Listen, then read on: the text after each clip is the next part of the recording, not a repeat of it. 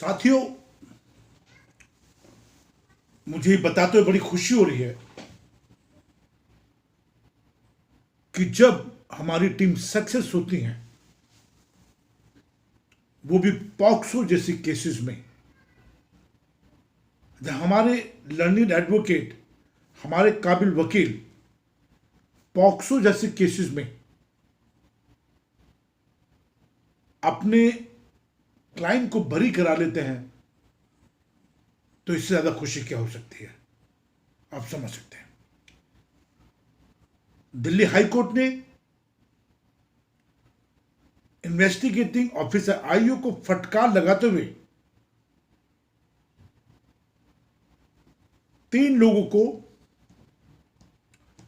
Rape IPC 376 2N, kidnapping IPC 363 और sections of POCSO act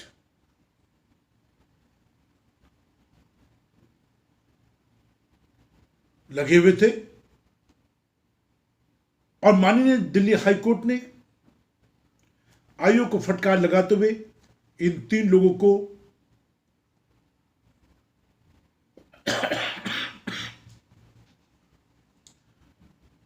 इज्जत से बरी किया। अब इसमें कमी क्या थी? इसमें एक 14 साल की लड़की, जिसको जुलाई 2019 में अकॉर्डिंग टू प्रोसिक्यूशन, जो विक्टिम साइड है, जो दूसरी साइड, वो कहते हैं कि 14 साल की लड़की को किडनैप किया गया 2019 में, होटल में रखा गया और उसके साथ रेप किया गया। लेकिन आईओ कि यहां पे इन्वेस्टिगेशन में बहुत ज्यादा नेग्लिजेंसी पाई गई। ये मैं नहीं कह रहा हूं, ये कोर्ट भी कह रही है इस बात को।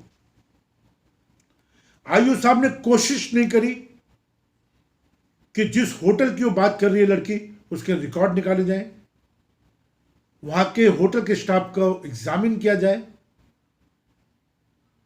कोई कॉल डिटेल्स निकाले जाए या कोई लोकेशन चार्ट बनाया जाए, वगैरह वगैरह।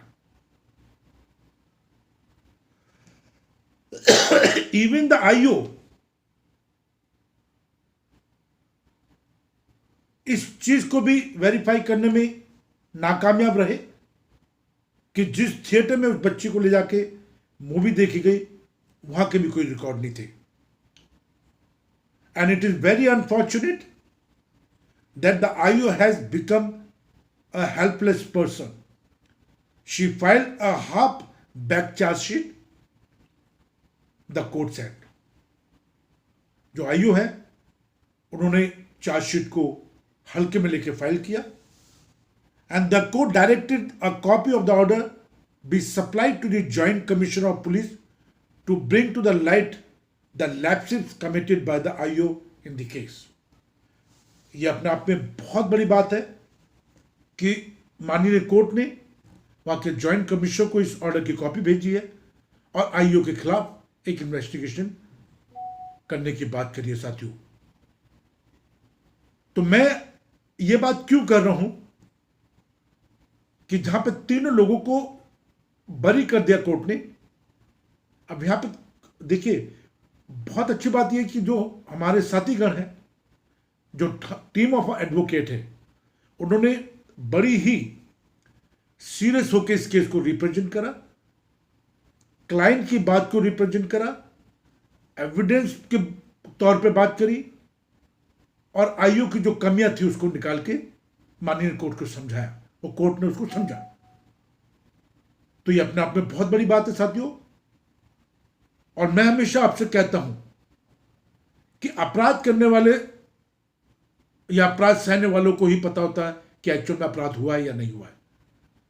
आपके आईओ साहब अगर इन्वेस्टिगेशन करते हैं, किस धाराओं के तहत वो इन्वेस्टिगेशन कर रहे हैं, किस एविडेंस पे वो काम कर रहे हैं, क्या लोकेशन पे वो पर्सनली गए हैं या नहीं गए हैं, या आपके 161 के बयान उन्होंने थाने में बैठ के लिए या आपके घर पे लिए हैं, या आपसे एक ब्लैंक शीट पे साइन कराए हैं?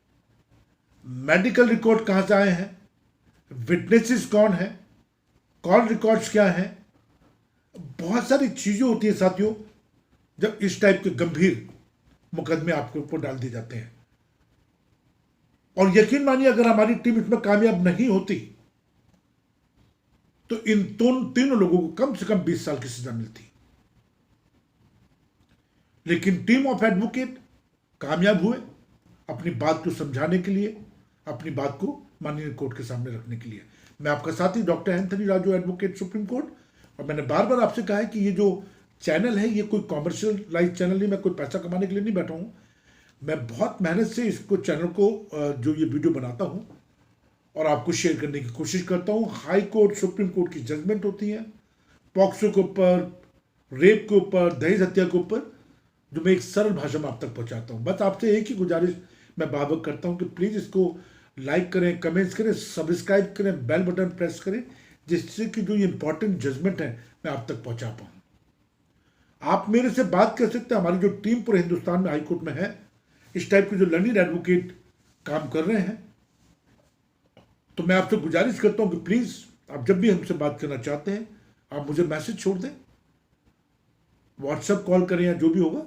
9873005424 9873005424। अगर आप किसी भी ऐसे झूठे मुकदमे फंसाए गए या फंस गए हैं तो डरने की जरूरत नहीं है। अन्याय के खिलाफ आवाज उठाइए, लड़िए, एक काबिल, एक समझदार वकील से बातचीत कीजिए और इसी तरह से आप भी एक दिन बरी होंगे। ये मैं बड़ी जिम्मेदारी के साथ आपको कह रहा हूं। ईश्वर आपके साथ है, क्योंकि जीत सच्चाई की ही होती है। कोई कितना भी आपके खिलाफ साजिश रच ले, वो कामयाब नहीं होगा, क्योंकि वो मामला हुआ ही नहीं है। जय हिंद।